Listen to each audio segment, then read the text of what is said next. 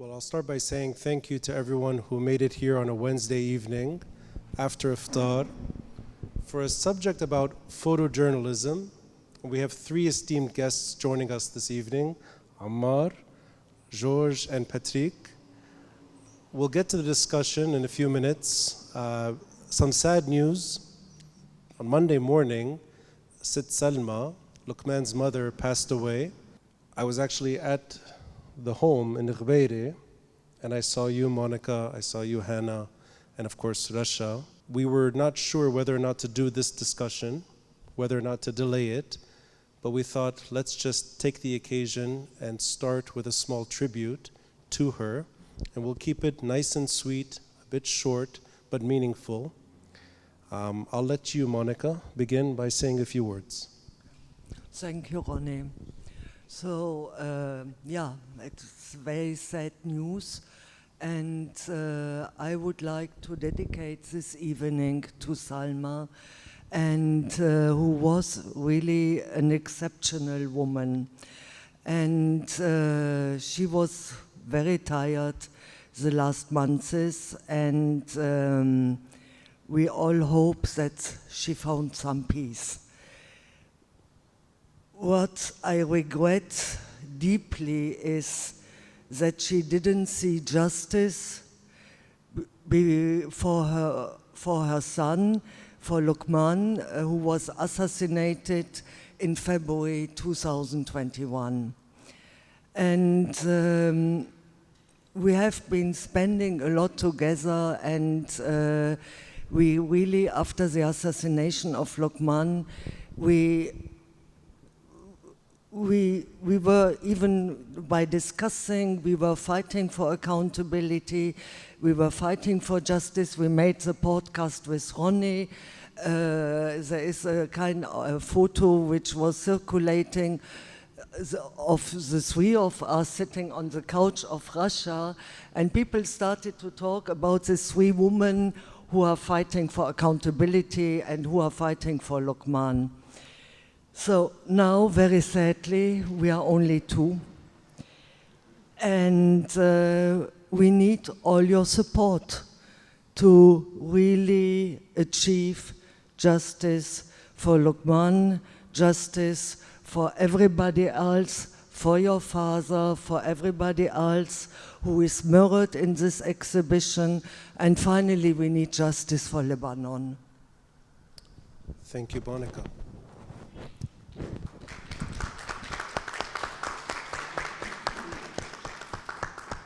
Hannah. My first thought, first of all, my thought go to Russia, to Monica, to Hadi, and to the memory of Lokman for the loss of Selma.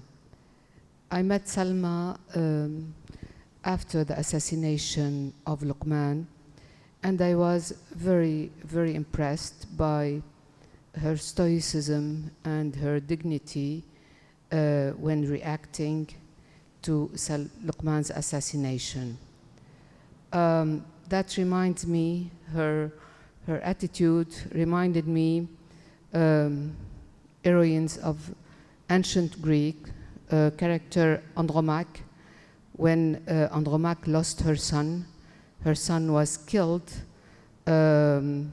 because his enemies feared that if he remained alive, he would rebuild Trojan that they had destroyed. And this tragic dignity was something that really I will keep in my mind whenever I will think of Selma. The second element that I would like to mention about Selma Mirshaq is the fact that we lost a witness, an inner witness of the history of the rise and fall of two countries, Egypt and Lebanon, who played a key role, a very important key role in the Arab culture. This is actually an aspect that has been pointed 2 days ago by Hazem Sariyeh in one of his, the tribute he paid to Selma. And this is important. She was an inner witness and a critical witness and a knowledgeable witness. And the third element that I will keep of Selma is the memory of her very unique, personal, individual trajectories. One should remember that she's born in the 1931, and we are in the mid-50s. A young lady in her 20s left Cairo to a country named Lebanon. She's a single lady, educated yet single, and this is a decision that was rarely made at that moment, not only in the Arab world, but also worldwide. But also, not only this, in this very unique trajectory, this young lady chose to do a job that was journalism.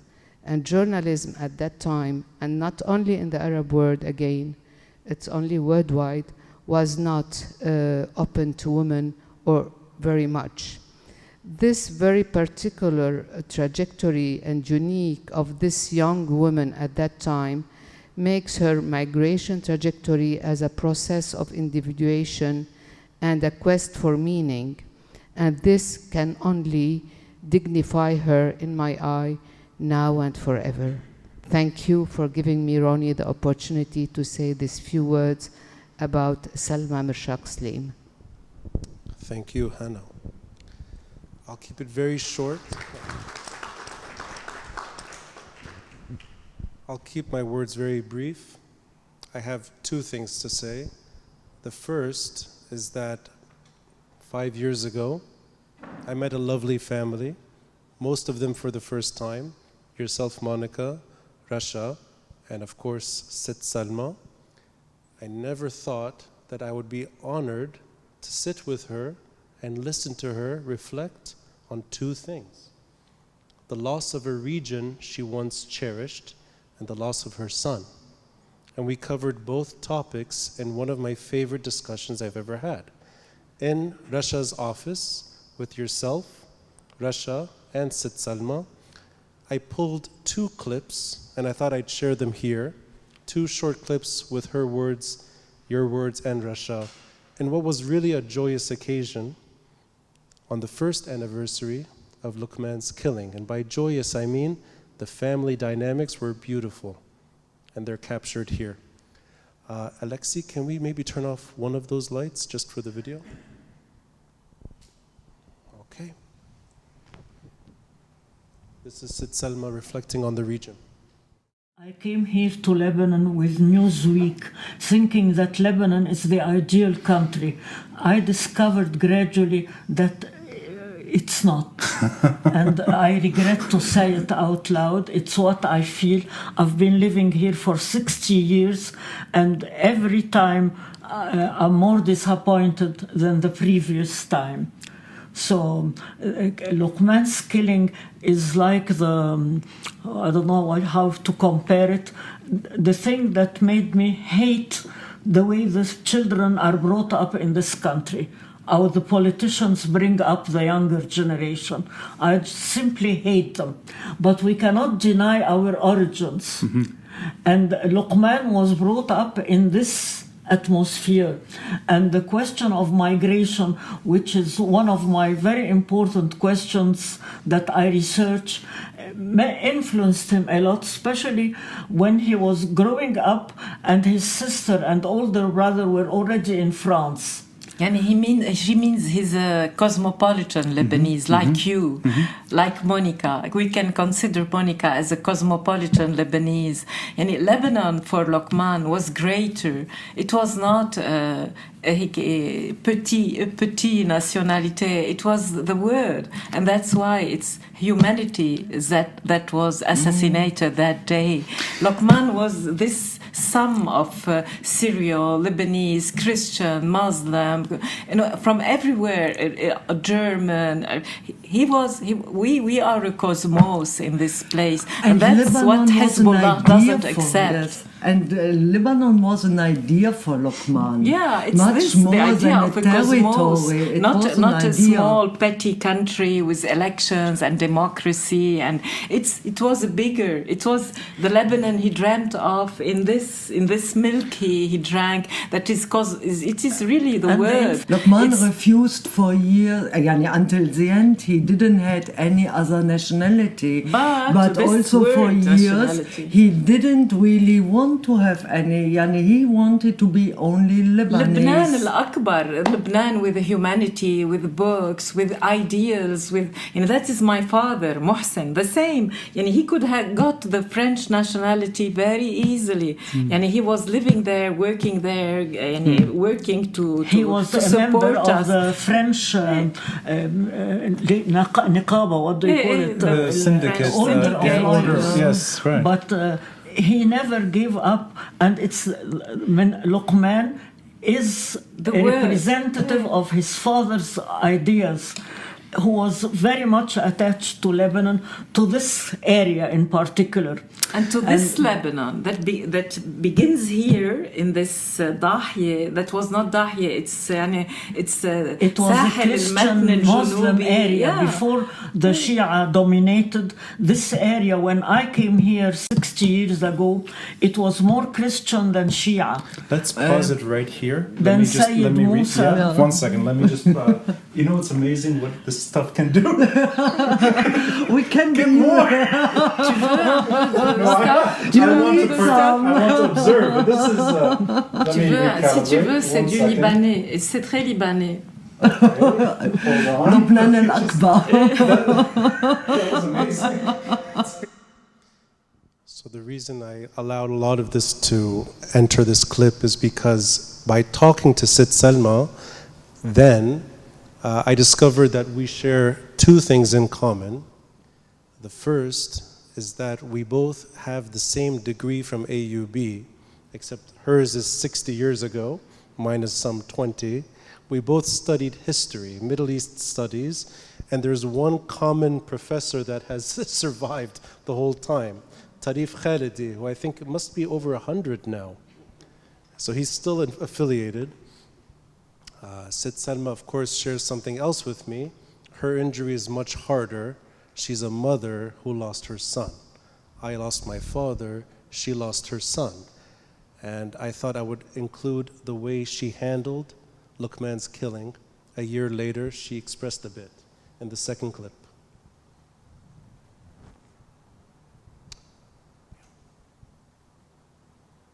Come and cook. We don't have a cook. How you want me to? Come and cook. I'm not a good cook, but I can prepare it. She was a very good cook, but now she doesn't want to cook for us, for Monica and me. She used to cook for Lokman, not for Monica and Rasha. Well, you're dieting, you want to We are dieting. Very. In your magical way, you've kept Lokman Slim alive. So, thank you, But Rasha. he is alive. And He's with keeping us us. now. He's keeping us alive. If I tell you And a Mohsen secret, and Selma. every evening before I sleep, I say my prayers, then I have a conversation with him. I tell him I did this, I read this, because Lokman is part of me, so he will never be away.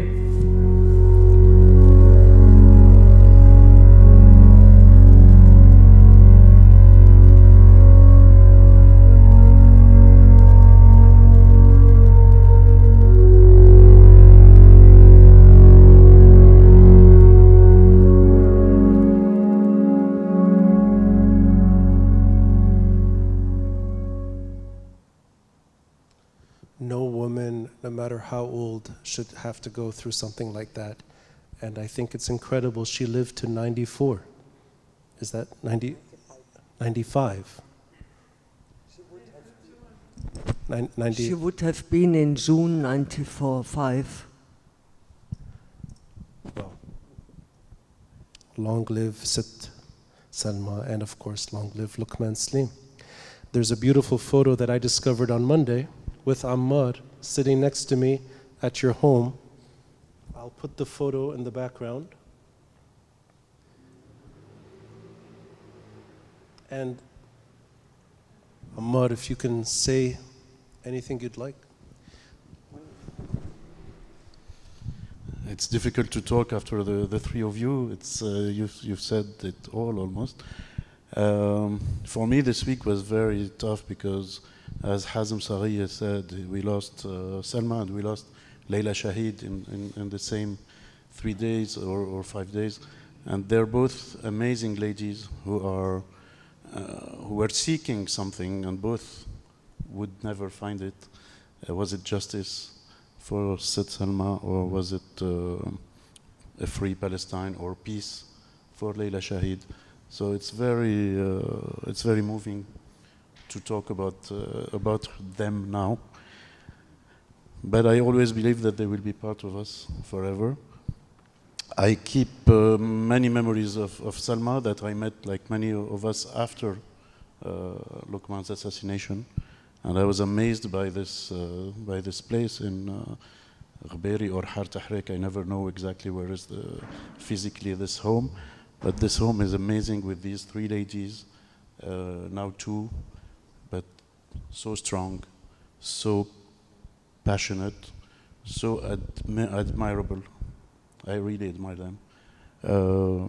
And one of the latest times I saw her, it was a few months ago. We were having lunch at her place, and she was angry because I wasn't served well or something like that. She was really angry. She shouted on Russia and a little bit on Monica, but mainly on Russia. And it was so amazing because she was, as you said, 93 maybe at that time, and still she had an amazing energy that she would communicate us. So this is what comes to my mind, but it's again very moving to speak after the 3 of you, and to be next to Lokman's motorbike, and with this photo that will stay after Selma and after me. Thank you, Ammar. Thank you. I will keep the photo up in the background. And of course, that's Lokman's motorcycle beneath. I think it's quite powerful. It's quite symbolic and powerful. I'm going to now ask Patrick and George to join. Thank you, Monica. Thank you, Hannah.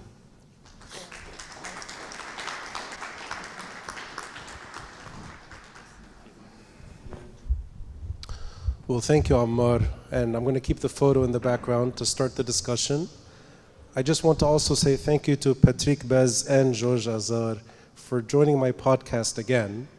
George, we're going to reach a record number soon. I actually took you with me to MTV once as well. So you've become a highlight for the podcast. And Patrick, I think it's maybe less than 2 years ago, before Alia's closed, we did a live episode honoring your career. I think it was the Photography Week events in Beirut. Ammar, it's the first time. Even though I've gotten to know you quite well, it's the first time you're on the podcast. The theme will be photojournalism. The exhibition in the background is photojournalism. It's documenting impunity. I want to start with maybe how photojournalism relates to you, individuals, in 2026. And this is a very, almost a silly question, but I think it's appropriate. If somebody were to ask you today, what is photojournalism? I'm assuming the definition has evolved since you started your careers.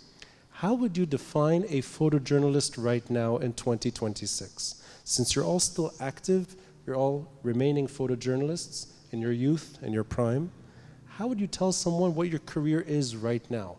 If you could describe a photojournalist.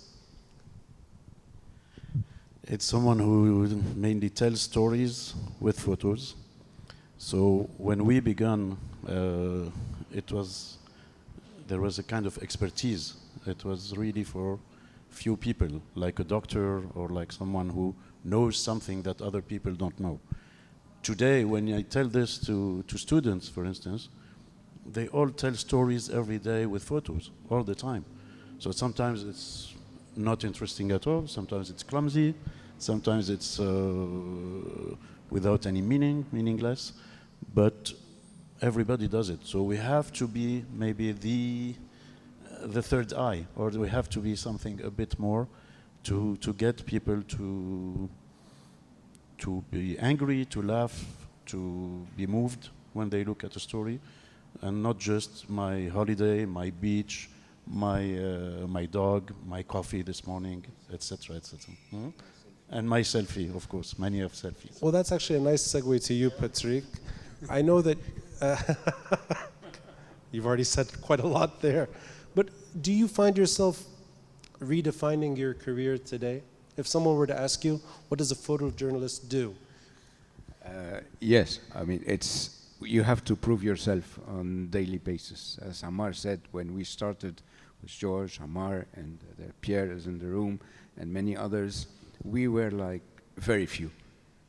And we were shooting negative. And we were thinking twice before clicking on the button to take a photo. Today, everyone that carries a phone pretends to be a photographer, or even what they used to call, when it started, citizen journalists. I hate that word.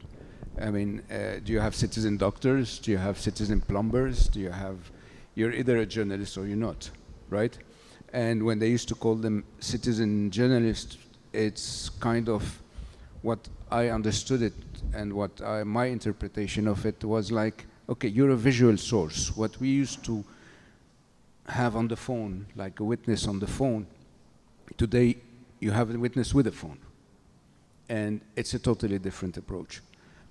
So it is, today you have to prove yourself on a daily basis, because people need to understand that what professional photographers or photojournalists this is real. It's not AI. It's not something that people invented or created. It's not fake. And that, in my opinion, that's the only thing that will remain, because we're documenting history. AI, if we're talking about AI, AI doesn't document history. It invents history. It creates history its own way.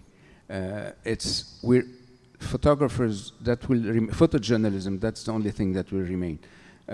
Baptism, I mean the real stuff. Baptism, weddings, the real stuff will remain. But I mean, you're not going to do an AI of your wedding and say that this is how it happened. So we're going to get to technology, because that's a very important subject that's impacting all of us. But just to go to you, George, and I like the way you describe it, you have to be a licensed doctor to prescribe medicine. You need to be a trained plumber to know what you're doing in the pipes. George, you were teaching photojournalism, or photography, if you will, in a larger scope at AUB recently. Is that how you would also approach right now in 2026, that there's an emphasis on skills versus just people sharing photos and claiming to be a photojournalist? Well, you know, for me, there's two parts to that word: photojournalist. By definition, a photojournalist is different than just a regular photographer. They're a journalist with a camera, with an emphasis on journalism and the responsibilities that come with journalism, the responsibilities towards fairness, towards non-manipulation, towards the ethics of journalism. The second part is photographer. Everyone has a camera. That doesn't make you a photographer. A professional photographer can be counted on being sent on an assignment and coming back with not just one strong photo, but a variety of strong photos every time. It's not dependent upon inspiration. It's not dependent upon luck. There's a certain skill set that is inherent in the profession. I mean, there's good photojournalists and there's poor photojournalists, but a strong photojournalist can be counted on every time to come back with a picture. In fact, they should come back with many pictures. So to me, inherent in the title is both the demand for a certain degree of professionalism and skill, and also demand for accuracy for the ethics of journalism. And before we jump into technology, and I'll ask you first, George, and I'm going to build on what Patrick said earlier. Patrick said that there were just a handful of photojournalists 40 years ago or so, 4 decades ago. do you find that the career, in a way, has lessened in demand over time? That there's less emphasis on being a photojournalist today than when you were covering the war 40 years ago? I mean, absolutely. Patrick, I think, is more in a position to, and Ammar to comment on this.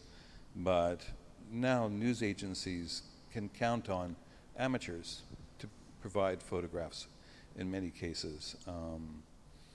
It's problematic because, now with digital technology and especially with AI, authenticity is critical.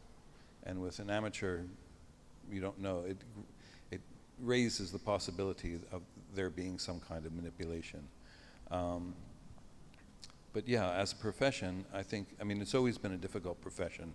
People talk about the golden age of photojournalism when we were working, but as they know, it was really no golden age.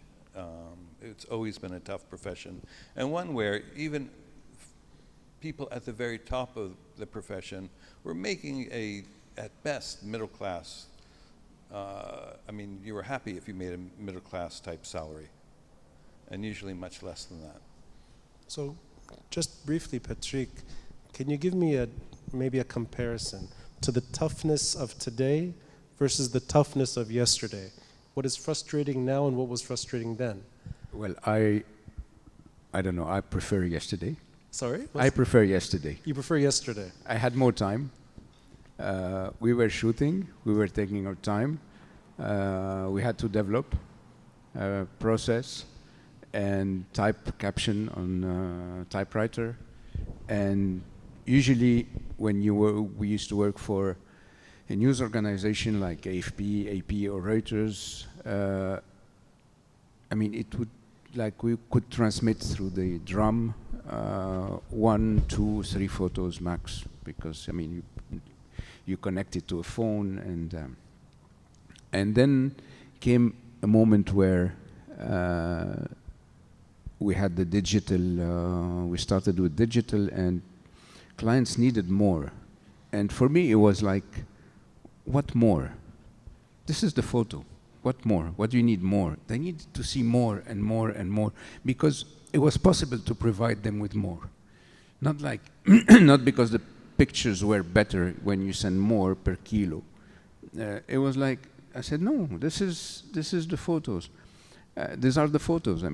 This is 1, 2, 3 maximum if you want vertical, horizontal. That was it. Today, it's like they flood the clients with images. I don't think that it's the best way. I prefer quality to quantity. And to get to to the change of what George was talking about, I think news organizations today, when talking about amateurs, spend more time in verifying the photo, the origin, the place, than correcting a caption and sending the picture out.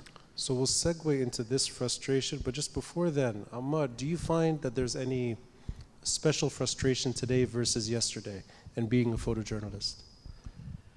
The special frustration is more about the journalism than the photo. The photo is still, for me, and I guess for George and Patrick, we still have the same joy of photographing, of taking pictures, of finding the right angle, the right moment, etc. That's still here, no problem. But the problem is, before you used to have a total economical chain of magazines, readers, newspapers, budget, etc. All these are today either dying or dead already. So there is a new places to show the photos. It can be Instagram, it can be the web, it can be TikTok, or etc., etc. But they don't have still the same economy. We don't know exactly. Before I could call Time magazine or Paris Match or someone and say, I can go to Syria or I can go to Libya or Saudi or whatever. Are you interested in this or that story? Today I don't know who to call, because if I call these ones or who remain, they say, oh yes, go, and when you come back, show us what you have. But they don't support you as they used to do before, because they don't have the budgets anymore. They don't have the readers. They don't have. I mean, if you make a quick question in the room, I'm sure many of people born after 2000 don't read any single paper, magazine, or newspaper. So before we used to read them and to buy them, and there used to be money circulating for this. So my difficulties come more from the journalism side, because journalism disappeared. It's not the same. It's different. Then for the photo part, that is okay. As Patrick said, they ask for more pictures, but it's okay. We can deliver. We don't process anymore. We don't go into the dark room anymore. You spend more time on your screen and on Photoshop and Lightroom and photo mechanic, etc. But it's okay. So the journalism terrain in itself has, in a way, diminished in quality. So we will dedicate some time to your respective careers. We'll show some of your photographs as well. But I'd like to actually get into the threats of AI up front, since that seems to be a pressing concern to many careers. And Patrick, you already alluded to the danger, if you will, of AI. I'm not an expert in this terrain, but in your careers, have you experienced this up front? The threat that it poses on your own professional careers, AI replacing you. And I can start with you, Patrick. As I said before, I don't believe that AI will one day replace reality. I always give this example where we started with in the caves. People were drawing in the caves. It was real, right? They were telling their story. And then came painting, and then came, we have the hieroglyph, the Egyptian. And then we started with paintings, and then after the painting came the daguerreotype and the cameras. And the painters believed that photography would replace painting. It didn't replace painting. You had like painting that people were, I would compare it to AI today. It's a new way of, they were creating stuff, imagining stuff. I mean, all these huge paintings of battles you see in museums in Holland, the painter wasn't there. Mm-hmm. It's his pure imagination, right? And AI today does exactly the same. It's your pure imagination. That is not reality. Is it going to replace reality? I mean, are you going, as I said before, are you going to use AI for your wedding? No. You want the truth. You want to see what happened during your wedding. Journalism and photojournalism for me is exactly the same. Yes, AI will replace commercial photography. It already replaced commercial photography. Commercial photography is dead. Today with AI you can do anything you want. Is it replacing it on social media to pretend that it happened? Yes, but that's not the truth. Yeah. And that's where we're facing a problem with social media. I used to say that Instagram was a very nice library where you can find from yellow papers to Le Monde or the New York Times. Today, it's, for me, social media are a big garbage bin where you'll have to dig to find the truth. Because and we're sharing sometimes stuff, and he tells me, it's AI. I said, no, it's AI. You think it's AI? No, I don't know, it's AI. It's bluffing. It's bluffing. Yeah, I think, Ammar, you said verification earlier, or maybe it was you, Patrick, the issue of verification. Do you find yourself doing that more and more? On a personal level, not necessarily professionally, just... Oh, yes. Yeah. Sometimes I can spend 2 hours a day, which is a huge, just verifying.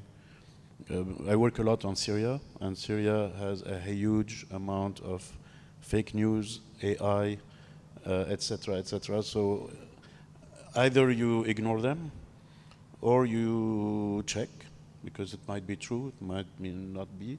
So yes, it takes a lot of time, and I'm alone. I know some places have like 20 people to do that. And even them can be sometimes fooled, because as Patrick said, the quality is amazing. A couple of years ago, we could find mistakes in the fingers or in the face or something like that. Now you have less and less, so the images are perfect. Look at some of the videos. Somebody showed me yesterday one of Trump with his wife at McDonald's or something like that, and it's so well done. I mean, it's just you need to go to the official sources, etc., to check if it's true or not. And sometimes it is true. Well, actually, I'll take it to you, George. You're a gifted photojournalist and also documentarian. Do you find AI interfering in that process? Is there a similar bleak assessment towards AI from your side? I mean, to me, the greatest danger is the public trust. When the public views a photograph, especially if it's not one that aligns with their own worldview, there's a tendency to write it off as being manipulated in some ways. And I think that's the greatest danger, not necessarily AI in totality, but a manipulated image that at one point was a true image. Patrick, you could probably speak to this more, but now in the news business, there's actually 3 or 4 or 5 layers of verification. One happens within the camera, especially with Sony now, in the hardware. There's another level with the software, with Lightroom and the processing. Then there's another layer of verification upon publication. And there might even be 2 or more steps involved now. So as you said, a lot of time is spent verifying that something is true.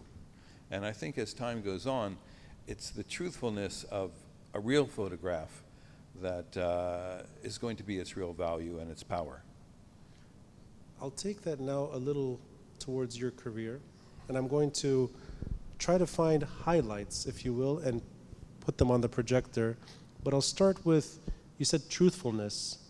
Is that how you saw your mission when you were covering the war here? You were trying to show the truth, the way you saw it. Was that in your mind as a photojournalist, that the truth meant more than anything? I mean, it's subjective.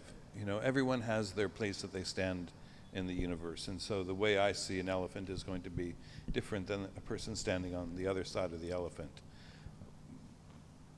What I meant by that, though, is non-manipulation. And manipulation can come in a lot of ways. You can coach the people to pose somehow. You can light a fire in the background that wasn't really there. You can manipulate it in Photoshop. Those are the traditional ways of staging an image or manipulating an image. And really, to me, it's like the biggest sin in photojournalism. It's equal to cheating, fixing a sporting match. If you know some members of the team are throwing the game, it destroys the entire integrity of the game and its reason for being, because it's not a true contest. The same thing with an image. If you find out that a photographer is known to manipulate their pictures, to me, they've lost all credibility and value as a journalist. I'm a bit younger, but I'm old enough to now say that what I use the most when I try to learn about any subject impacting this part of the world, it comes through journalists. I'm not really a big fan of going into libraries and focusing on heavily cited material. I think of that more for the researcher who's not maybe as storytelling gifted. I turn to journalist reports and photojournalism in general, and I have a variation of this photo on my wall. If there's anyone I know that crossed the green line too many times, it's you during the Civil War. And this is a photo taken, I believe, at Mathaf. Yeah. Oops, sorry, it's still there? Yeah. In the late 1980s? Or is it 1990? Maybe the mid-1980s. Mid-1980s. Okay. Now this photo is taken at one of these, I'm guessing, roadblocks or checkpoints where the flag is shot at. Okay, now if you can just for a moment, and I know it's a strange segue, you're there putting your life at risk, trying to show the green line in real time, and then finding those photos to send over, and there's a long time process. And maybe that photo takes days or weeks before it's published. Today, that whole process is not there. And I know that you're teaching this career to students at AUB until recently. Anything to shed there in terms of what was maybe far more quality-oriented and time-consuming versus the sacrifice made today of just instant, immediate, effortless photography as a photojournalist? Because you're, in a way, you've bridged this whole technology thing. You've seen it from digitization to now AI. So do you find that there's a frustration, if you will, that you spent so much time trying to cover this war and now we're all covering it in different ways? I mean, it was much harder back then. I mean, you had to focus, you had to get the light right. You were working with film. If you were shooting in color slides, as I did, if you were off by more than half an f-stop, the picture was worthless.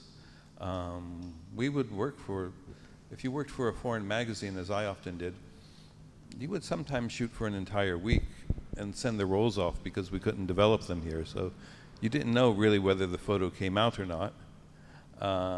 And you had no control over what was used or not used in Paris or London or New York. New York, wherever you were sending it. So, yeah, I mean, it was very, very different. It was very different. I mean, in some ways, though, the work was more valued simply because there was less of it. And it was special. And when we were out in the field, we were often the only ones there. And so I was willing to take certain risks because I knew if I didn't report on this, then it wasn't, no one would. And, you know, it's like a tree falling in the forest. It's as though it didn't happen. Nowadays, it's cameras are everywhere. You know, pictures are published on the internet and seen around the world instantaneously. And so while it's a lot easier to take a good picture, I mean, a monkey can hold a modern camera and point it, and it's going to be in focus and well exposed, and you know, the color, the white balance will be correct. But I don't know. To me, you see less great photos now rather than more. That's just my own perception. And I'll ask actually, Patrick, did you know each other during the Civil War? Yeah. You and can you just where did you meet? Because I know that, well, I'm assuming you met in Beirut covering the war, but are there particular locations that you were both taking photos at the same time? Yeah. I remember. Do you? I remember you too. Can you describe that, where it was? I remember he was suave back then. He wore an ascot. What did he say? I couldn't hear him. What did you say? You were suave. Yeah. This would be in the 1980s? Yeah, I think it was like 83, 84. 83, 84. Something like that, yeah. When the city was divided, so it wasn't easy to go from one side or the other. And we were very few to cross from one side to another. And Patrick, you would also be one of those people. Yeah, I was juggling with my dual nationality. Right. I mean, hiding my French passport on one side, my Lebanese passport, and luckily, my name at that time, I mean, there was no internet, so my name sounded like half Armenian. I mean, they didn't really know who I was, where I was coming from. The danger came mainly from colleagues than militias, or I mean. The danger came from colleagues? Yeah. Well, what do you mean by that? Well, people who were had bad intentions, I would say, and they didn't like our presence in certain areas because we were, let's say, Christians, and we were crossing to the Beirut, West Beirut. So just I understand this correctly, colleagues would put your life in danger. Yep, correct. Meaning they would nudge the militiaman to get rid of you. That's eerie. This photo's now, that's the one I put up in the background. That seems like a marker of death in Corniche and Mazraa. So Patrick, you would be in West Beirut. I would cross Corniche and Mazraa. You would not cross? I would cross. You would cross? Yeah, I would cross. And you felt Well, that the first George time- Azar was trying to kill you for a No. photo? George, no. Not George. George had nothing to do against me. No. Right. I think, to be fair, Patrick, there was also a level of commercial competition, and photographers had their territory. And for someone like Patrick, who was an excellent photographer, to come into that territory, you were potentially stealing clients. No? Wherever you put it. It was on one. That was But one level. it was. I mean, the militias didn't know who we were, so they were just like. Are these people still around in Beirut? The ones that tried to? Is that why they're never invited to these discussions? Impunity. Ah, really? I think I know one person you're referring to that never wants to be. There were many, not only one. There were many. Don't worry. Well, Patrick, this is one of your photos taken in Miye, in the Yes. refugee camp. Exactly which year, roughly, when was this photo? That was taken in '84. 84. In the village of Miye, overlooking Saida. And I always show this picture because I want to emphasize the importance of a caption. Because a photo without a caption doesn't mean anything. You go to a museum, you look at a piece of art, and then you go check the little white square where the artist has. Okay. So, showing a picture like this means a lot and can be interpreted in a different way. So, what do you see? Well, what I saw was actually the same lens George has. He also sent me several shots from refugee camps. Yeah. And I don't think, I mean, clearly there's war. I know that this is Correct. during the Civil War and that there's a battle underway. But you're right, without the caption, it's left to imagination. I mean, I sense displacement. And it's very interesting because it's not displacement, it's not refugees fleeing. It's Palestinian militias looting Christian villages. So that's where the caption comes and change the whole perception of the photo. Sorry, the looting is happening in the background? Yeah. I would never Exactly. And that's why I always play this picture when I want to talk about reality, truth, and interpretation or misinterpretation of an image. So you can see things, interpret things that are not really what reality is. And this is where the caption comes and play its unique role of the 5 W's. Where, when, what, who, and why. I'm actually going to leave Lebanon for a moment since, Patrick, you sent me photos from across the region. And actually... And more, I guess. And more. But you know, I found one photo that you sent, which is, I would not know. Now this is, I guess, in the US invasion of Afghanistan. Yes. This is one of my favorite photo when I want to talk about the evolution of technology in photography. Mm-hmm. This is a picture that it would have been impossible to take in negative slides or even first generation of digital image. Why? And this transition happens in the 20 years ago exactly. or so? 20, yeah. And that was pitch black. Uh-huh. Okay, it was pitch black. We were I was embedded with the Marines in Afghanistan and crazy enough to patrol a minefield. Alexi, could we just turn off this light just for this photo? Thanks. Crazy enough to patrol a minefield. And one of the guy hit the mine and I froze. I didn't know what to do. I sat on a rock, and there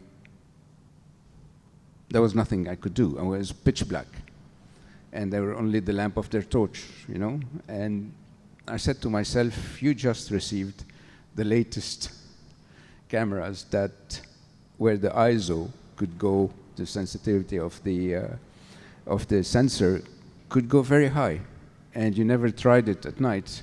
And since you're sitting on this rock doing nothing, almost pissing yourself because you're scared shit. I mean, like, I didn't know where I could put my my foot, or I mean, you know, I was like, and I put the camera on my Kevlar and changed the settings, went on a very high level of ISO and low speed, and held my breath, and then click, and then I look at the screen, which was like something for me that was that was totally new, you know.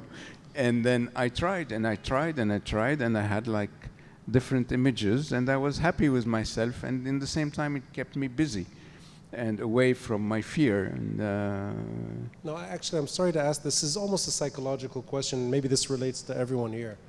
You're enjoying new technology and experimenting with your camera. It almost seems like it's fun. And then there's this horrible incident in the background. Is that a lot of your career, just you numb to the scene with the, you know, and to a degree you're... yes, you get numb. Yeah. I mean, you get scared. Usually during the action, when the adrenaline is kicking, you're numb.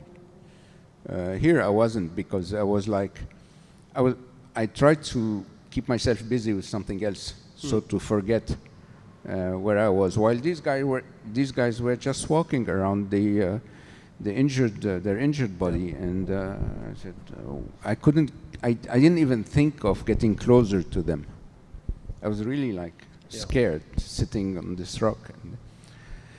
And so it kept my mind somewhere else. It took my mind somewhere else, trying to do something. Mm-hmm. And it's true that when you keep your mind busy with something else, it keeps you away from... And I know that, Patrick, I think you've covered maybe too many countries, because you've been all over the place, from Afghanistan to Iraq as well. Baghdad, yes. And this is post-US invasion too. No, this is during the post-US invasion. And this is like, I always show this, because I always show that through my Lebanese experience and life in Lebanon, I always wanted to show that there's life in every conflict. And in photography, you always need to add, as I said, 2, 3, as much 5Ws as you can.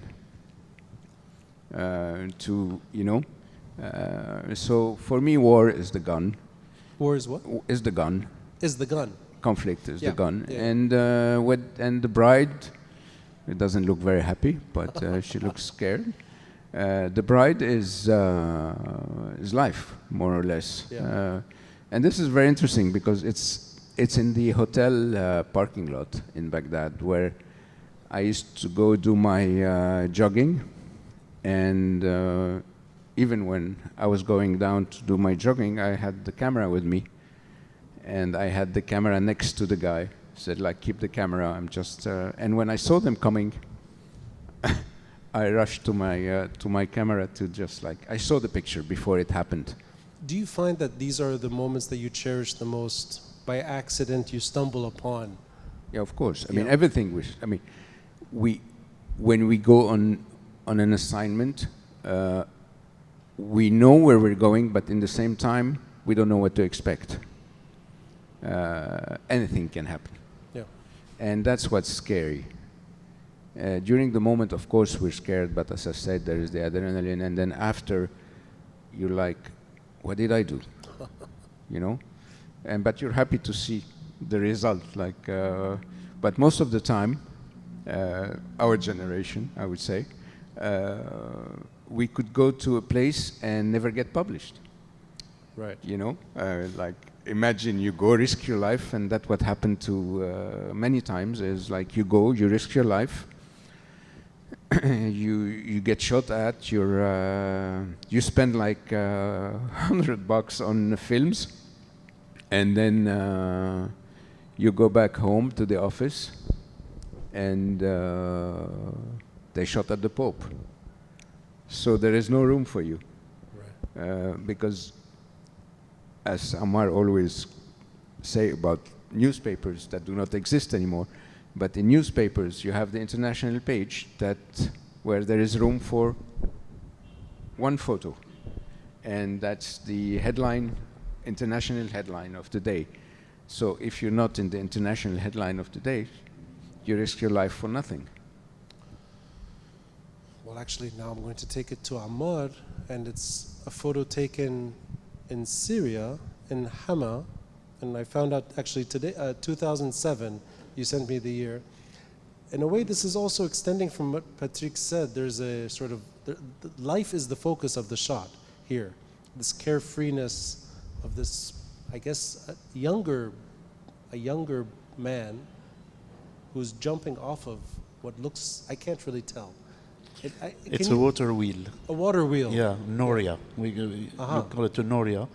It's a water wheel. It's a very ancient system of irrigation that needs no electricity, that needs no oil, that produces no pollution, and it's been there for like 15 centuries maybe, and it's still working. So the young people who, at that time, 2007, they don't have movie theaters, they don't have places where to go, so they go on the water wheel that turns alone, you know, with the water, with the Oronte, and then they jump in the water. It's their main fun, let's say. And I like this photo, but what was surprising is 4 years later, after the revolution began, and Hama was one of the first cities to be very active, someone called me from Dubai and said, we're organizing an auction for people from Hama who are displaced, and we would like to help them get blankets, etc. And I said, oh, I have a photo from Hama, let me... And they published this photo in the auction in Dubai, and it was sold very well. And then people began to see, and it's something that I didn't see. I saw a man jumping in the water, but many people said, oh, it's freedom. This guy is flying. He's not jumping, he's flying, it's freedom. So it's funny how the symbol comes sometimes. But I wanted to react on something that George, I mean, you asked George about it, and you said, do you go there to find or to show the truth? And the three of us, I think, or all photographers who are also in the room, we know that unfortunately we don't show the truth. We don't show the truth. We show a mixture of what we see, our feeling, of our aesthetic taste, and of something acceptable by our clients, agencies, newspapers, magazine. So they want something maybe with a sunset and fire, maybe they want something with, they want beautiful photos, while we all know that war is horrible. It's terrible. When you arrive to a place where, I mean, these guys have been much more than me to places like that, but when you arrive to a place where there was a shelling or a car bomb, you actually find pieces of bodies on the street. You have kids who are cut in 2 or 3 pieces. You don't show these photos. But sometimes you shoot them, but you don't show them. Nobody will go into a gallery like this to look at these photos. It's very tough to watch, but this is the truth. Or at least it's part of the truth, but we never show this. Nor us, nor our agencies, nor our magazines. We want something very clean, very nice, almost an advertising of war. When you look at war since Vietnam, maybe, all wars we covered, the photo of Patrick is amazing, but it's a beautiful shot. It could be an advertising for camping or something like that, I don't know.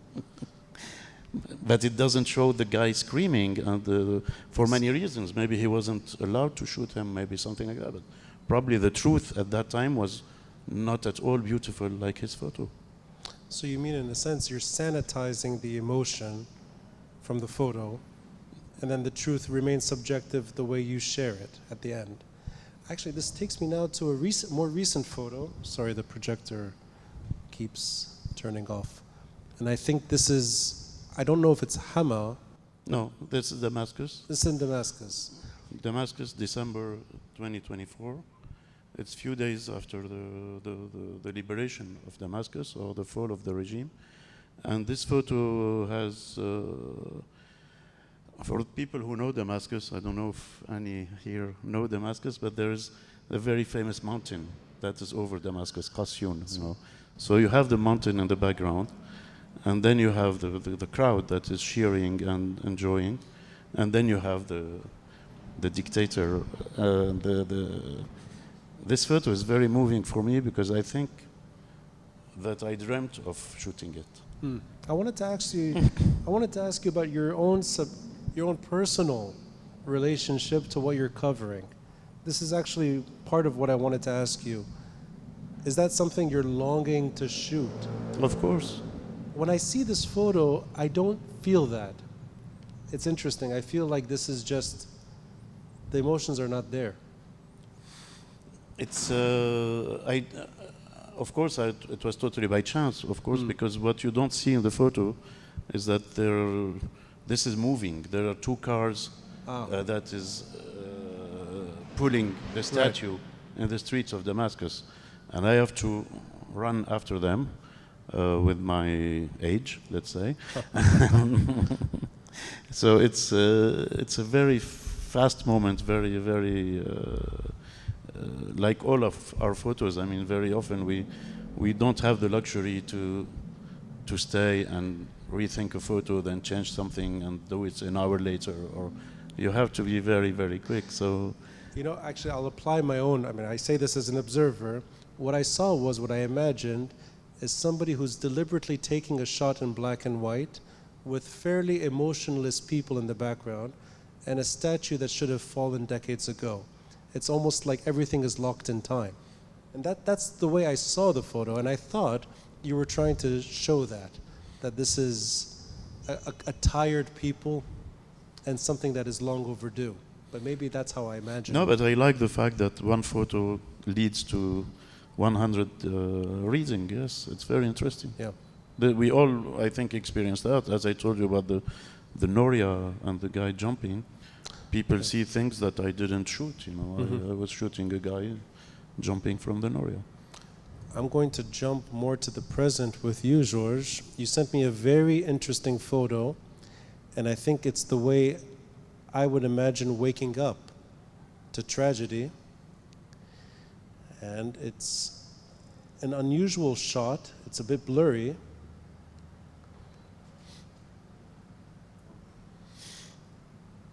And this looks literally like from someone's balcony, capturing a moment. Is that from your balcony? Yeah.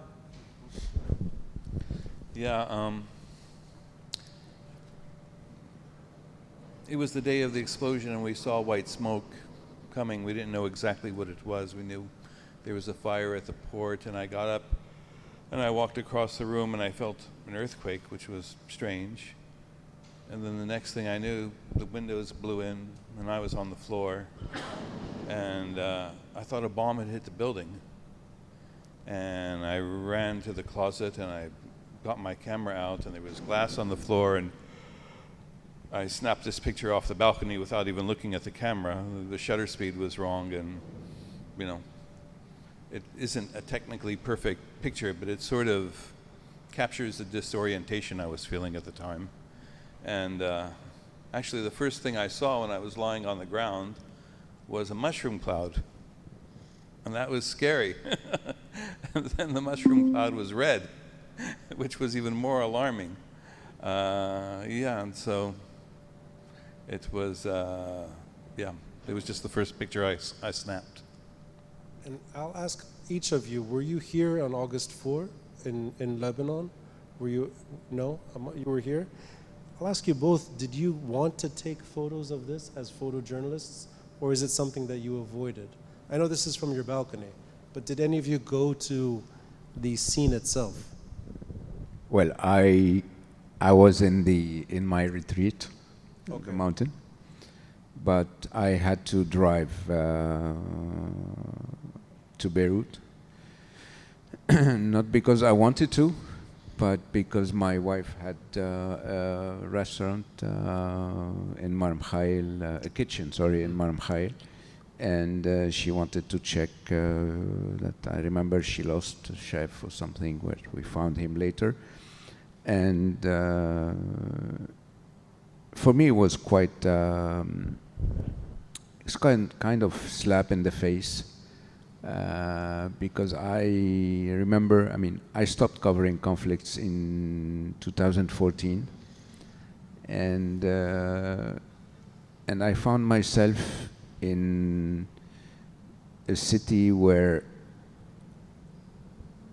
I was like working like a robot, taking the same photos again of destroyed buildings, ruins, you know, I mean, a war zone. And it was Mar Mikhail, it was Ashrafiyeh, it was, and the feeling I had, I was like, it was a very weird feeling. It was like, I felt like my camera and my brain were functioning by themselves. It's like programmed to do this, that I did for decades, shooting the same scenes. And I was seeing the scenes, and I was saying to myself, are you going to take the same picture you took like 10 years, 20 years ago? People with suitcases in the middle of rubbles, people cleaning their house, people like, you know, grieving, crying, mourning, and I kept doing it. And I kept doing it like for 4 to 5 days. And this feeling of invading people's privacy, going into their homes, asking to take a photo, and at the end I said, "Khalas, been there, done that, enough." George, did you feel the same way? Yeah, strangely enough, I felt the same way. I felt I was in mourning. And whereas in the old days, I knew if I didn't photograph this, no one would see it. It was different this time. There were cameras everywhere. And I felt like just to be one more camera was an invasion of people's, I don't know, privacy or time of mourning. And there wasn't the impetus to show this to the world, because there were 10,000 cameras of people snapping pictures, and I felt like I didn't have anything unique to say about it. Yeah, it was actually maybe the first big story I ever saw in front of me that I didn't cover, and it was quite deliberate. And I felt like I wanted to help. I wanted to do something more meaningful than photography, which is rich coming from me. But yeah. When you sent me this photo, what I saw is actually your current reality in Lebanon, which is what we're all going through, that you're literally blurred. It's your own view. It's literally what you're seeing. This is not a photojournalist's photo. This is somebody on their balcony capturing a moment, but you're also capturing your history in the city too, with Burj Hammoud in the background. And there's a photo that you sent me which I quite like. It's almost like what a photo shoot would look like at a checkpoint. And I'll find it here. Yeah, this one. I love this photo. This is the saddest photo shoot ever taken. And I guess this is somewhere on the Green Line, I assume. I don't know which militia this is. These guys were Amal. They're Amal. Okay. It's near Gallery Saman in Shia. And I spent quite a bit of time with this one little group of teenage fighters. And there was a lull in the fighting one day, and we were all sitting around. So I said to them, let's take a picture. And we made kind of a formal portrait and dragged 3 chairs out to the street, and they posed themselves that way. But yeah, this is actually one of my favorite photographs.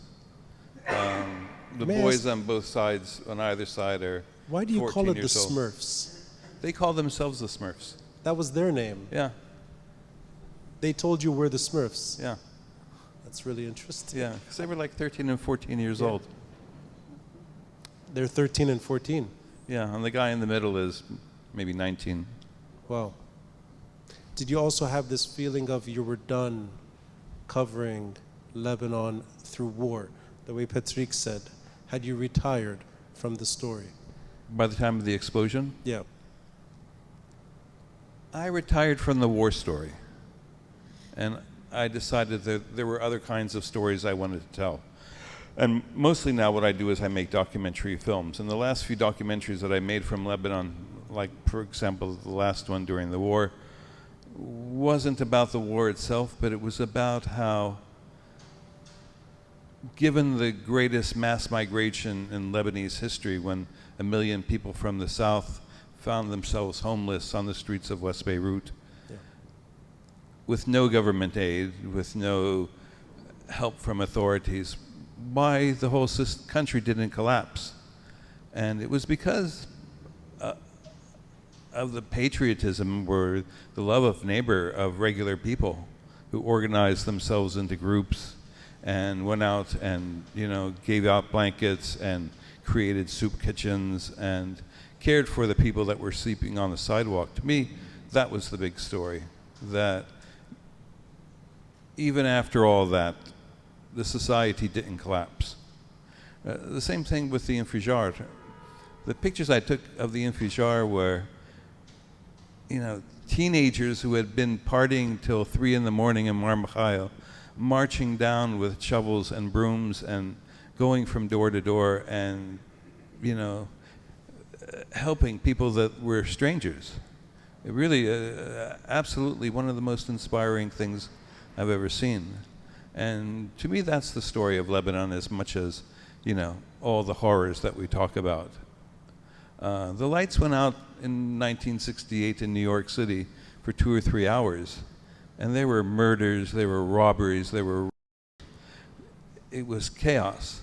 I don't know, I felt in the last war, like, and after the Infijar, the need to honor our neighbors, the people here that organize themselves with no one directing them to do something.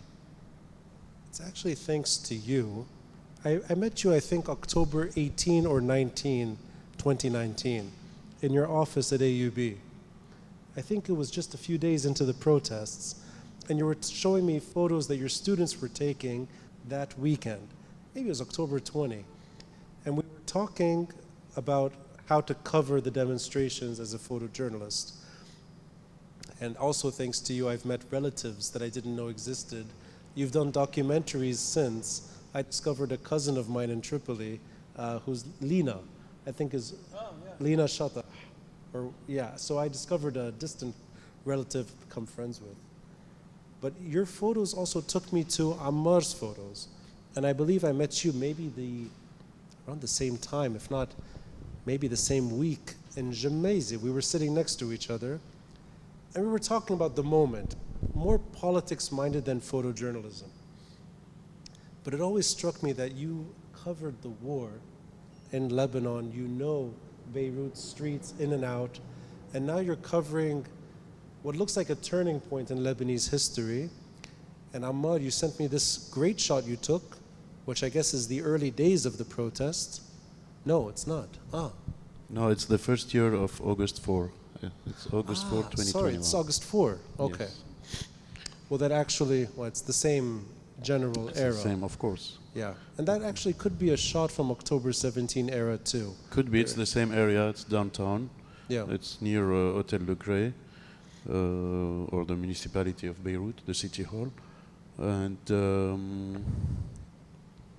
yeah, it's, as you asked us to send favorite photos, I like it a lot because the color, the orange or red color of it gives a sense of apocalypse or end of the world. And this guy in the middle with the silhouette of, with the gas mask, etc., gives something totally surreal to this image. It's not a classical demonstration photo, but it says about the violence that we were together with Patrick and we were. Yeah, no, started before in October 17 with Sabine, who is here. Yes, but at that time I think we were together and we were expecting it would be tough that the police of the parliament wouldn't let people demonstrate and shout peacefully. What I found interesting in the photos you sent me, including this one here, is that there's a story about individuals in each shot. Here you have the demonstrator. He's clearly the focus. There's another October 17 photo where clearly the focus is not on internal security, it's on the protester. And there's other photos too, but before I get to them, are you deliberately trying to emphasize that individual, or is this by accident? It's totally by accident. I mean, I'm in an office. It's October 18, so next day after the night we were with Sabine downtown. And the next day in the afternoon, there's a small demonstration in the street. So I jumped to the window, like we all do with our camera, and I take few photos, but thinking it's stupid because who wants to see a demonstration from above? You know, it's not Yann Arthus Bertrand, you know, the Earth seen from above or something like that. A demonstration, you like to see the faces, you like to see the slogans, what people wrote or what they're shouting. So I thought it's totally without any interest. And then by the end of the demo, there was this young lady who was just a little bit alone. And then all these security forces around her or behind her. And then again, by chance, the photo got a lot of symbolism because feminists see in it something like a woman is leading men, and we're leading the world. Some other people say she's not leading, she's being chased, and it's a terrible image of civilians in our area who are always chased by militias or armed people. And the contrast, I mean, we all look for photos with contrast because this is what makes a photo strong. The contrast is very strong between her. She has a t-shirt and long hair, free, while they all have helmets. One of them has a gun. They have, they're terrible. So the contrast is very interesting between both. And I think it's actually the last photo here. There he is. You sent me this very funny photo. I think it's funny. It's different ministers. You have Roselyne Bachelot, who is Minister of Culture, and you have the French President, Emmanuel Macron. And this is in the French President airplane, Air Force One, let's say. And I like it because it's because of what we lived during COVID. Very quickly, this photo is dated. Let's say. I mean, you know, this is I think 2021, and it's a trip to Saudi Arabia, and he's having a meeting in the airplane with the ministers. So yeah. It's just a funny photo of Macron. I mean, it's quite comedic almost. What's that? Yeah, the flag on the mask. That's really funny. The mask has the flag, and he has a T-shirt saying something like "the French tech." It's hilarious. And I'm going to just bounce more to more recent coverage and tragedy. Patrick and George, you sent me photos of the Gaza Strip. Photos taken many years ago. I believe it's from the first Intifada. There's one photo of an uprising now over 30 years ago.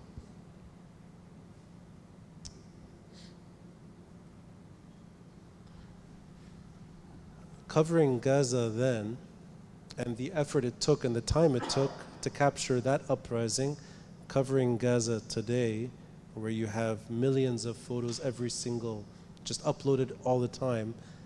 Can you take me back to a time that it was, in a way, almost more storytelling-esque, covering an uprising covering tragedy there. And just in the microphone, please. I mean, it was completely different back then, but one thing that was the same is the first action that the Israelis did was to cut off the occupied territories, Gaza and the West Bank, to the press, and to outlaw journalists.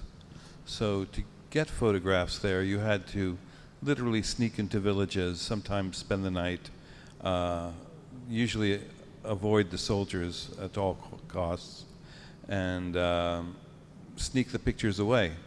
As soon as you had taken a roll of film, you would hide it on your body somewhere. And if you had something really good, then you'd call it a day and leave. Sometimes pictures like this one, this picture was never really published. It wasn't really a news event. There was a village called Beta where the Israelis had come in. They had taken all the men prisoner. They put them in a field outside of town, tied up and under guard. And the flag at that time was outlawed. And the sun was going down, and there was a squad of soldiers, and up on the hill above them, I saw these girls emerged from the rocks, and they had this hand-sewn flag, and they started waving it over their head and taunting the soldiers by singing patriotic songs. So I ran up the hill, and as I got to the top of the hill, I turned the camera and I snapped this picture.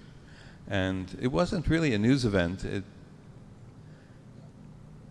It didn't have any real significance at the time, but for me, in retrospect, it was one of those moments that, for me, it really encapsulated the Palestinian cause. Yeah. But it was just a moment. You actually, there's several photos that you sent me from Gaza, and one of them is kids swimming in the sea. Yeah. I believe it's at the bottom one. Yeah, there we go. Sorry, George, when was this photo taken? This is taken at the port of Gaza. Again, it was sunset. When I was in Gaza, it was at a time when, at first, we thought the Israelis were going to withdraw, the Palestinians would achieve their freedom, and it would be Gaza that achieved its freedom first and would lead the way for the rest of Palestine. It didn't work out that way, but I spent a lot of my time just photographing the beauty of the place and the joy there. Gazans are very funny, and they're like Egyptians. They like to joke. And they have wonderful seafood cuisine, and there's a lot of things that I loved about living there. And I don't know, I used to love to photograph people in the sea, and these boys were fishing with these little cages. And again, it's not really a picture that a photograph of photojournalism has form and it has content. The content of this doesn't really mean anything. But the form is so beautiful, and to me it's so human, and I don't know, it just so captured youth and the beauty of youth that I love this picture. What I notice about all the photos that you sent me as well, Patrick, from Gaza, from Palestine, from the region in general, is that you're not part of the story. You're simply observing and capturing other people's stories. My experience today is more that people are involved in the story and they make it too personal at times. We couldn't do selfies at that time. We didn't have a selfies. phone. And actually there's an AUB student, I don't know if she's still there, Plestia. I don't remember her last name now. And she even wrote a book about her own photojournalism-like career. But it's a very different experience. It's someone else's story, and the emphasis is on the first person. Here it's the third person, and this could be, has nothing to do with you.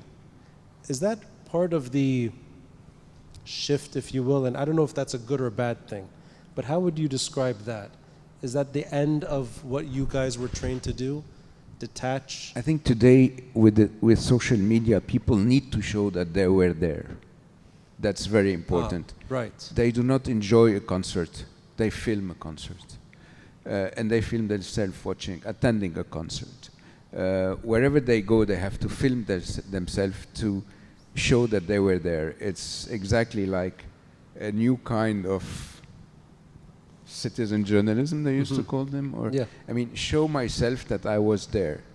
I mean, it's like a TV show in a way. Like, you know, we used to tell the TV guys, excuse my French, but get the fuck out, we need to see what's behind you. It's like, behind me, Beirut is burning. Well, move, let us see Beirut burning.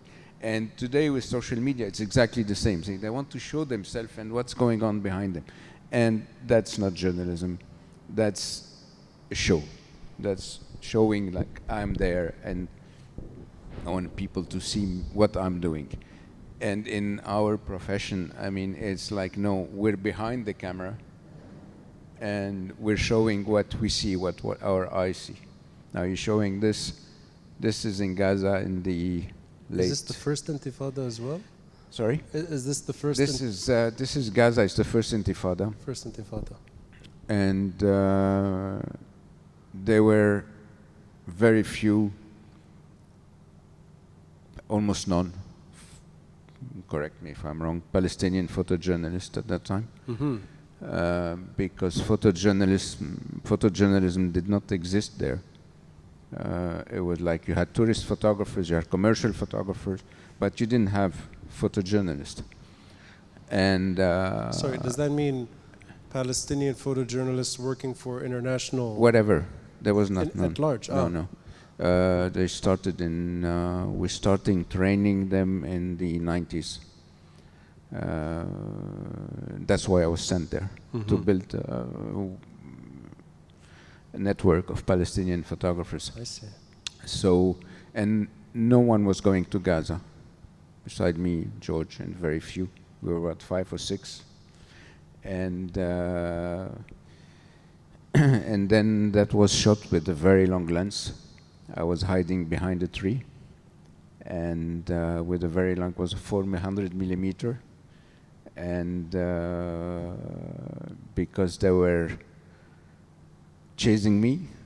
The Israeli army was chasing me, so I was like running with my monopod and my 400 millimeter, jumping in a car, going into a house, jumping from a window, going into another.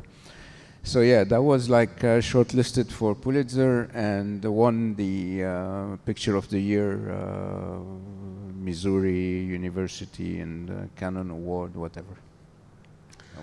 I was young. Well, you know what I've noticed, and I don't know if maybe this is in a more personal direction, but I'll wrap it up by asking you where you are today in your careers. And what I've noticed is that you covered war long enough. And I don't know if this extends to you, Ammar, as well, and I think it does. He did. That you've all Not been as through... much as we did, but he had his share. Everyone's had their share of war coverage.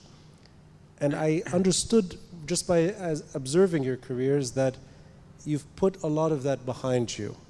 And this is when I noticed that both of you sometimes are in Cannes, taking shots of celebrities or actors, and they're very interesting shots. You especially, Patrick, you find really the right, if anyone can find the right moment for a photo, it's you. But you're doing that more and more. And George, as whether it's in education or lecturing on the subject, I'm also going to assume that war coverage is behind you too. And the documentaries I've watched more recently have to do with women empowerment, and this movie about 5 brave women navigating crisis. That's not war coverage per se. May I just ask why you've decided to retire war from your personal careers? Anything you can say to that. And I'll start with you. We Ammar. already talked about that in a previous... well, I mean, maybe yours is better understood. But I decided to... Let me start with Ammar, actually, if that's okay. I'll wrap it up with you. Yeah. Now, for me, it's... I mean, first of all, thank you for showing that Macron photo, because it says that photojournalism is not just about war, it's also about showing personalities who make the world, artists, writers, leaders, etc. So for me, it's always been like this. I was never a war photographer. I've done wars. We were together in many places like Libya or Iraq. I was in Bosnia, I was in Syria, etc. But it's not, I mean, I would be doing Syria, then go back to Paris and go to Cannes Film Festival or do the Fashion Week or something like that. Oh, they were simultaneous. In the same week. You're I would kidding. do that, yes. Wow. So, wow. Yeah. It's a kind of schizophrenia. Yes. I didn't know that they overlapped. That's so dystopian almost. It happened that Monday I would be in Aleppo under the siege in 2014, for instance, and Wednesday was the opening of Cannes. So I would go from Aleppo to Gaziantep to Istanbul to Paris and to Cannes, and be wearing the tuxedo and being on the red carpet for the opening of Cannes. And for me, both are my job. You know, it's not. I'm not betraying anything. It's my job. I'm capturing moments. I'm taking photos. I'm telling stories. I'm presenting people, etc. So I couldn't say it's behind me. I don't know if something happens tomorrow and it's part of my story, like Aleppo was, for instance. I would go, probably. So it's still in you. Should the job require it, you would still cover war. Yes, but unfortunately, and we go back to the economical part, because I'm a freelancer and the economy is also quite important. If I call someone saying things are happening, like it was 2 weeks ago, for instance, in Raqqa or Hasake, or in Syria with the war with the Kurdish Syrian Democratic Forces, etc. Today, many newspapers or magazines or websites I work with would tell me, "Don't go. We don't really care." And this is important. I mean, if someone says, "Oh yes, go," and this is your expenses are on the table, or this is like the time before, like this is an assignment, this is a daily rate, this is something, I go because it's my job. But if I go for nothing and the pictures are not published and you risk your life, why would I go? George, do you find your career in the same place? Should war emerge, that you would resort back to being a war photographer? I mean, for me, I never really thought of myself as a war photographer, although I covered wars. But I covered those things because I was drawn to them for one reason or another, whether it was the civil war here or the cause of Palestine. I don't see myself covering armed conflict in the future. But if I felt really there was something burning inside of me that I wanted to say, yeah, I would do that, absolutely. But yeah, for me, it mostly boils down to, do I have something to add to the conversation? Or is there some reality that I think is not widely seen that I want to share with the rest of the world? To me, that's ultimately what the question rests on. Mr. Baz, you have something to add? Yeah, I was looking at the picture from Gaza again, and I was wondering if, like, in 10 or 15 years, it's not a robot who's going to take this picture. Say that again? I didn't catch it. Sorry? Well, I was wondering if in 10 years or 15 years, it's not a robot who's going to take the picture. Not a robot. And not a human. I mean, the evolution of photojournalism today is going, of photography and even photojournalism, since we're using drone in many events to take photos, you would like format a robot with artificial intelligence according to your eye, the way you look, the way you shoot, the way you, and send it there. May I ask you, Patrick, I think, and you tell me if I'm wrong, that of the three of you, you would identify yourself more as a war photographer. Is that a fair? Yes, because it's a choice. And is that why you're more frustrated about the technology aspect? Because I hear it in you, and I remember you saying this once, that you stumbled upon this career in your very younger years covering the civil war in Lebanon. So is that something maybe more personal to you? It is very personal. It's something I had under my skin since I started. I mean, I was like, as always said, war is a drug, and I was addicted to it. And but the difference is like we're still human, and we still have humanity when we cover wars and when we cover conflicts. My main, what I question on daily basis with the development of technology is, will the robots have this humanity while they're going to cover wars? Because this will happen. So what, drone photographers? Well, drone photographers, do they have humanity? Mm. The operator. All right. Yeah. They're operator. Yeah. They're photographing the truth. I'm not saying that they're it's AI, or they're not inventing anything. It's not their imagination. And that's in the air. What will happen on the ground? Will we have operators with like robots with cameras shooting around and framing, because that's all they have to do is frame?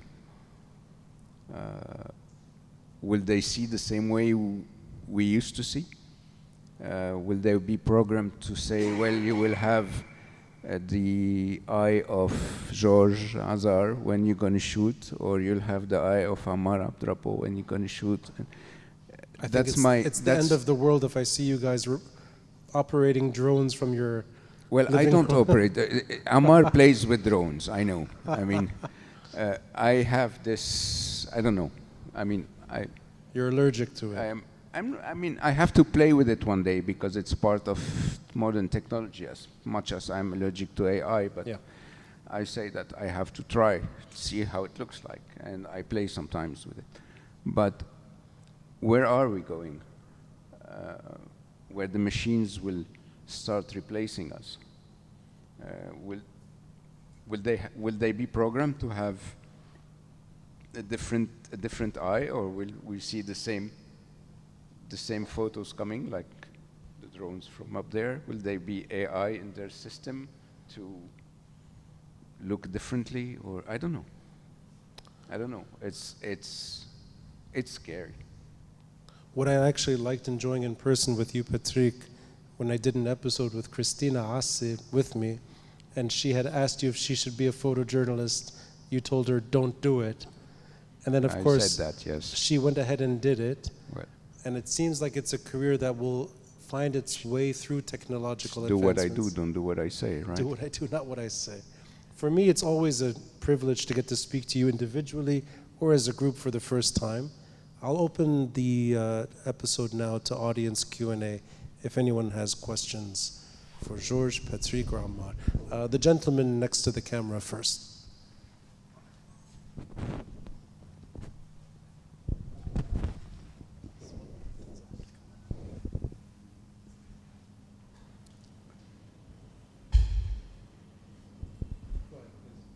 Well, it's been eating me since you started talking about the truth. To say, and George, who is a friend, Patrick, you all talk about the truth. There is no truth. There is reality. Truth is subjective. So when we take photos of reality, because the truth of this photo is different for each person. So this word truth was coming and coming and coming every time. The real word should have been reality. We shoot reality. It's not the truth. Well, it's not the truth and it's not reality. It's your truth and your reality. Yes. It's the lens you use. It's the angle you take your photo from. It's the light. It's all is subjective. When it comes to reality or the truth, it's all subjective. Photography, there is nothing. I don't think there is a medium. Correct me, George. And Pierre is a photographer too. So I mean, we're in like. I don't think there is a more subjective medium than photography. You know that. It is subjective, yes. That's why I'm saying we cannot talk about it's your truth. It's my truth. It's your the way truth. I see it. Yeah, but when you publish a photo, it becomes everybody's different truth. That's why I say the word I would use is reality, because it's real. What you shot is reality. And I mean, it's very complex to explain, because let's take, you shoot a carnage. It's reality. There is a carnage. For the people who perpetrated the carnage, they have their truth. And for the people who was subjected to the carnage, they have their truth. The reality is there is a carnage. You see what I mean? Yeah, we can go for a philosophical debate for hours. Do you think the robot photographers will be able to take subjective pictures? Subjective pictures? Every picture we take is subjective. No, the robots. The? Robots. The robot. That's my question about the robot. And I doubt that a robot will take a picture that you will be ordered. I mean, it's the same as you see a drone taking a photo. There's one lens, or there is a zoom, and there is an operator, and it's like, this is what you see. I don't believe they're gonna. I don't know. Frankly, I have no idea. It just makes me wonder what we're gonna face. Maybe the AI will make it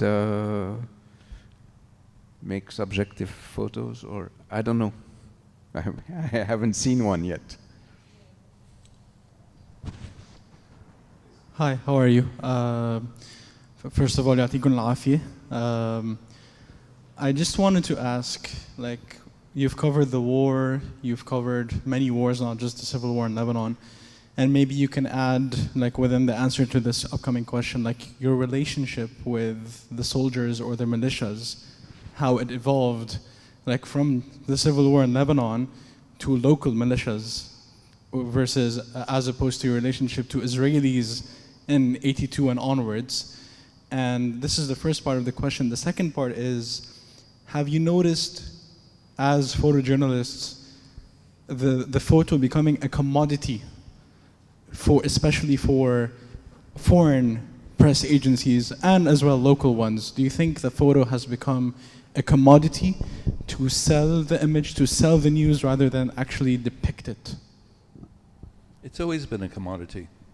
I mean, they don't call it the news business for nothing. It's highly problematic that it's a commodity, and there are market pressures. The first time I sold a picture, it was to the Associated Press, and I often tell this story. The bureau chief gave me a little lecture, and he said, listen, I'm going to tell you how this business works. These are spot news photographs, so they will be published in newspapers. People have to read them quickly as they're, flipping through the newspaper, so they can't be too visually complex. The story here is war, so how do you show a war visually? The easiest way is a gun, so try to have guns in your pictures. Now, having guns in your pictures is good, but if you have someone firing a gun, it's much better than them just holding the gun. If you can have women firing guns, that's much better than a man firing a gun, and it will probably be on the front pages of newspapers around the world. And so here's another roll of film, come back in a week. So that's always been at play. And while I was working, there was also sort of an unspoken desire on the part of photographers to take the most cinematic action photographs you could find. And we used to call them bang bang pictures. And we all, because you knew bang bang pictures would get printed and they would sell. If you were working for the Western press, they couldn't be as gory or bloody as in the local newspapers. So it depends on the audience that you're selling to. There was a different aesthetic among Lebanese newspaper photographers at the time than foreign photographers working for international publications. So yeah, these it's a complex profession, and at the time I really didn't know how to navigate these things. And I realized after I left Lebanon, after 7 or 8 or 9 years, I had a portfolio of fantastic bang pictures, but I didn't really have any photographs of the country that I knew and that I loved. And that was a real turning point for me.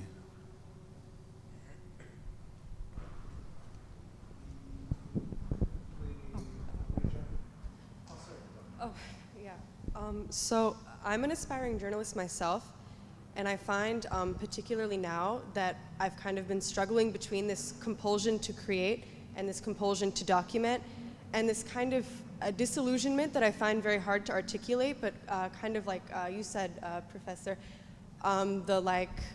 feeling like what might you have to add to the conversation in a world that's so saturated. So I'm wondering in this, because I know you also said that you moved away from war coverage, I'm wondering in this particular moment that's like, you know, so bleak and simultaneously so bizarre, what still compels you and inspires you to create and to document? I didn't agree too much with George when he said after the explosion there were so many cameras, so I had nothing to say or something like that. I think we always have something to say. So even in things like fashion, for instance, you go sometimes to a fashion show, there are 100 photographers, and it's very, how you say that, presumptuous, or it's very stupid maybe to say that, but I always have the idea that I might have the best photo, or at least I will have my photo, my point of view, my angle, my idea. Maybe it's totally the opposite. Maybe it's from the other side, maybe from above, maybe anything different that will tell a different story of the same moment. So this always keep inspiring me, or this always keep pushing or giving me the hope to get an amazing photo. You know, that's absolutely true. And during the war, you remember, Patrick, we used to travel in groups, sometimes 2, sometimes 3. In case something happened to you in the field, there would be someone else. And often from competing newspapers or magazines. And I always felt that even if we're in the same place and assigned to the same story, that the pictures are going to be different. Just as if you had 2 writers in the car, they might write very different stories about the same incident. So I think when I said I didn't feel like covering the explosion, it really spoke more to my own fatigue with the profession than it did the profession itself. To bounce back of what you were asking, today, contrary to our generation, you don't have filters. There's no more editors, no more newspapers. You can do your own platform and tell your own story. And that is something we couldn't do because we had to get published. We had to go through the choice of the editor that we didn't often like, but that was their choice. So today you can tell your own story on your own platform, but that again is more your hobby. You won't make money, but at least you can express yourself in a different way. That I mean, today when I dig into my archive, I see pictures that have never been published because there was no room for in magazines or in newspapers, and sometimes because the editors didn't like it or it didn't fit in their story, or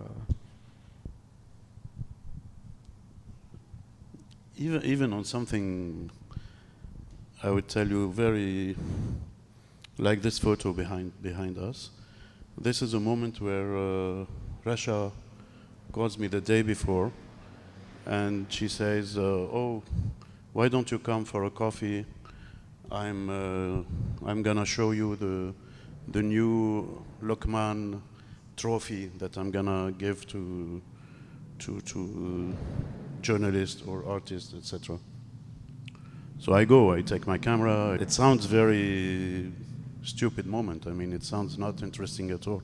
Yet, I was very happy to have this photo. So Ronnie is kind enough to show it here and to share it with you. But I've seen it since Monday on many social media pages. Of course, people who never say my name, but it's okay.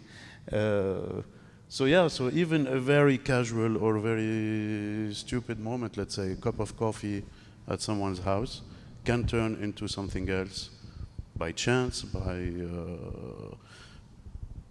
the moment you share and then you share with others, etc., etc. So never think that you have nothing to say. Never think that there are too many people around and that it's saturated.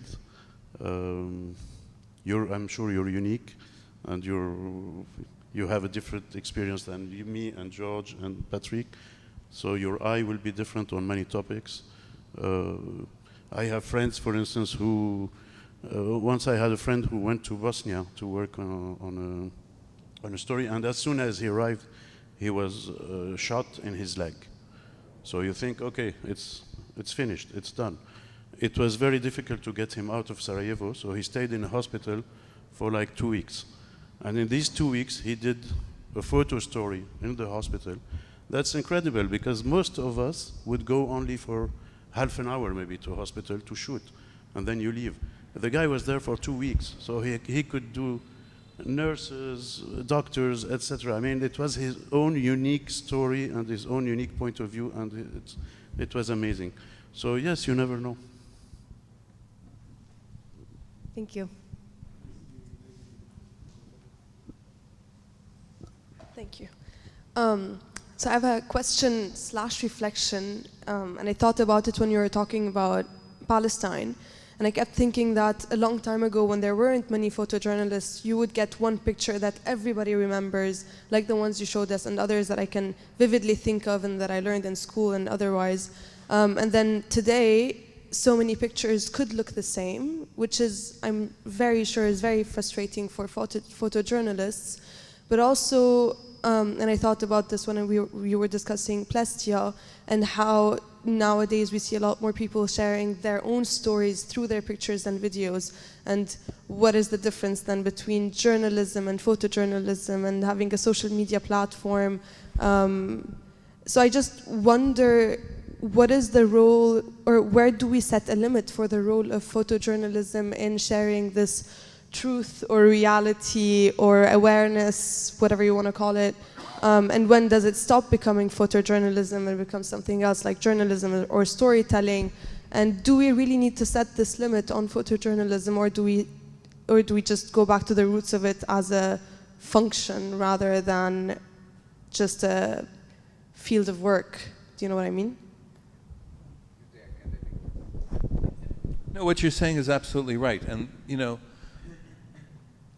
I was speaking about the profession of photojournalism and the calling of being a photojournalist. But, of course, photography is much broader than that. And I was disillusioned, actually, became disillusioned because of the constraints of photojournalism. But it's like having a typewriter. You can do more than write as a reporter with it. You can be a storyteller, you can be a novelist. There's many kinds of photography and many kinds of truth to be told through photography. Art photography is completely subjective. It's a type of photography where you can manipulate reality, where you can do anything with the camera as a means of expression, and that's perfectly valid. And sometimes it can speak even more loudly than a work of journalism. So yeah, and now, as you guys were saying, you don't have gatekeepers on your work. So it's very freeing. You can self-publish, you can put the pictures out in the world and let them live.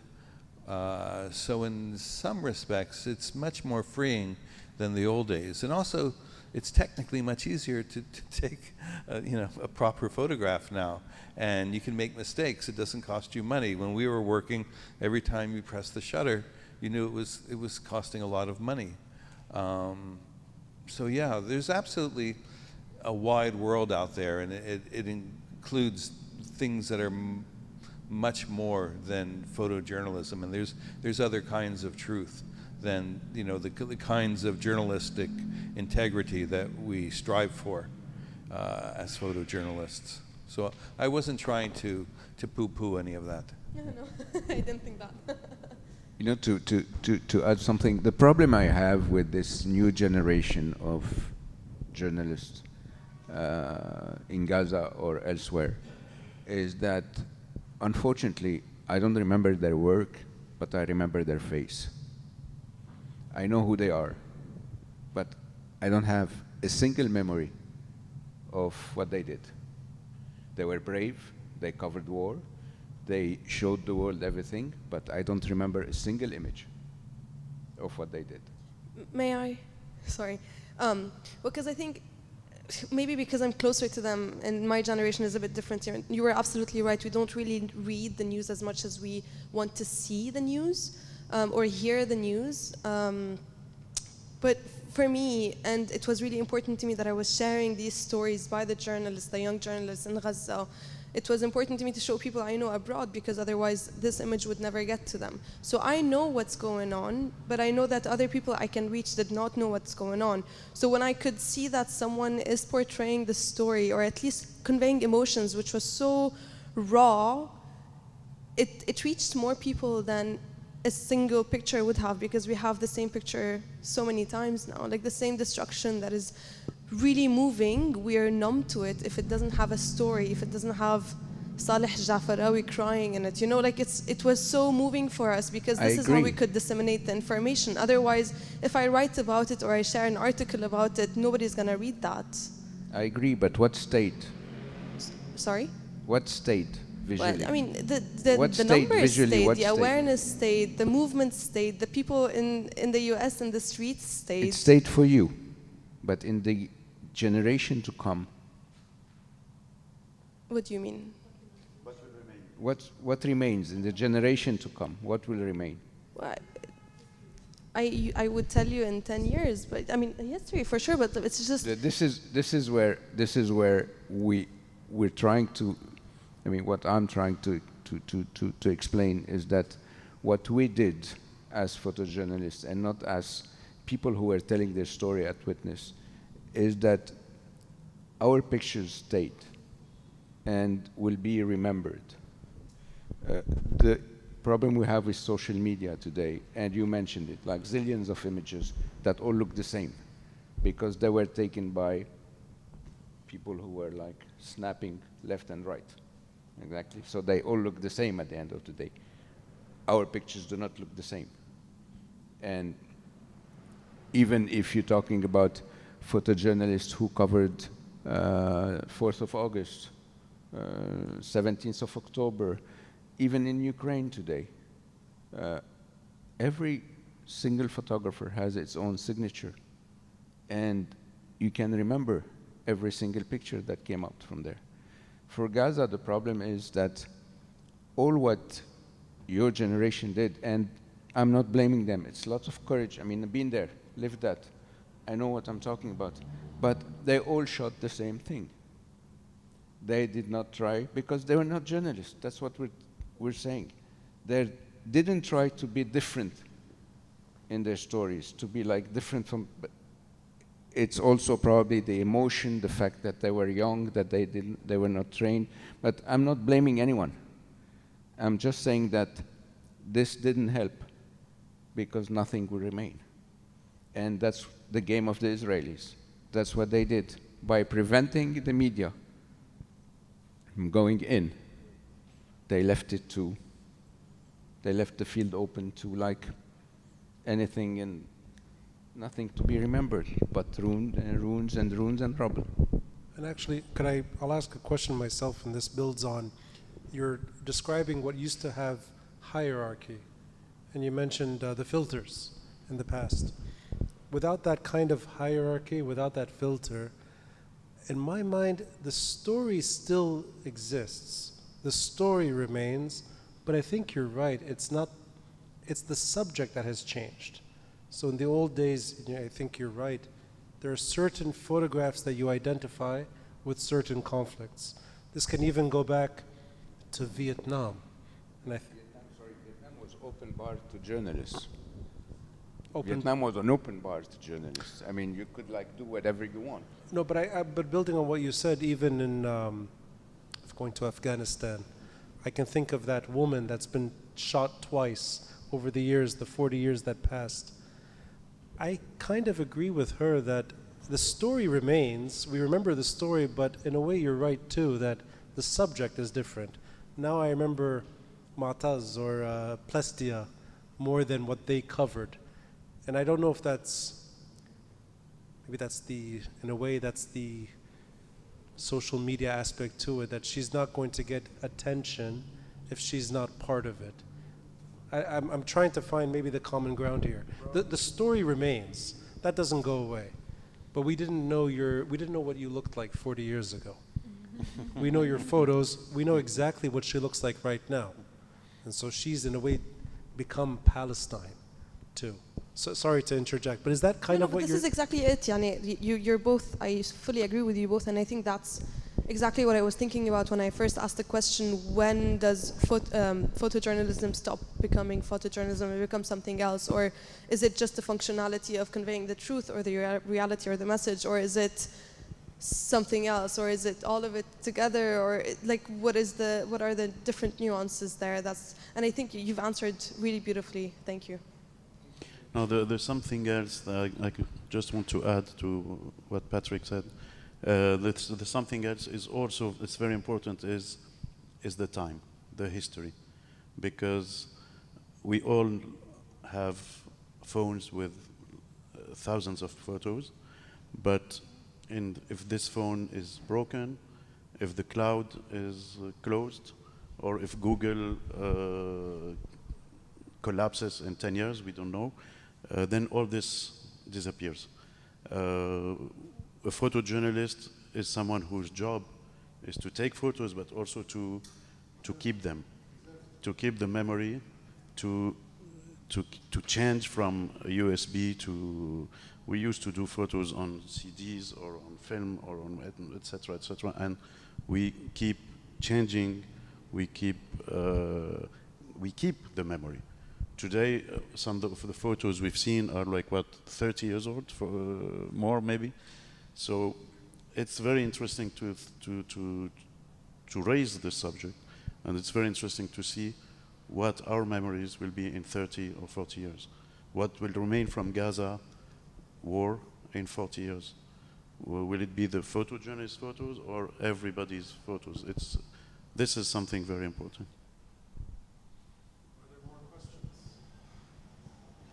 Hannah says stop.